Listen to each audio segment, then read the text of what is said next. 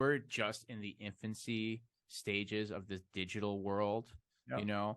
and we're learning how to interact with it. It's like fire keeps you warm, cooks your food, but also burns you.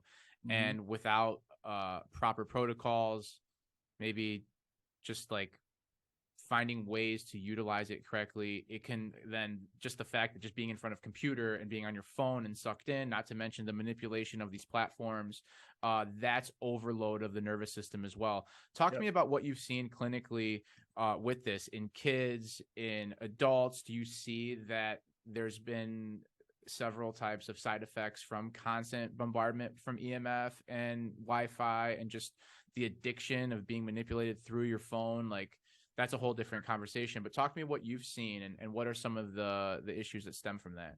So it's a very loaded question. I've seen the way that I practice, I never knew I was going to do this. Honestly, I knew I was going to chiropractic school. I was going to go to pharmacy school. I decided to go to chiropractic school because when I did a job shadowing, it was the only doc that I followed that people walked in feeling crummy and left feeling really good. And every other doc that I followed, it was people who were crummy. The conversation wasn't good. It didn't fulfill me, so to speak. And then I get into chiropractic school and I learn about frequency medicine, functional medicine, and muscle testing and all these things that I never knew existed. And so I went from thinking I'm going to work on pure athletes and things along those lines. Now it turned into I'm treating patients who have been failed on everywhere, even children who've been failed on everywhere. They go to their pediatrician, they go to their specialist. And what happens is as we become more and more as a society, we start departmentalizing people.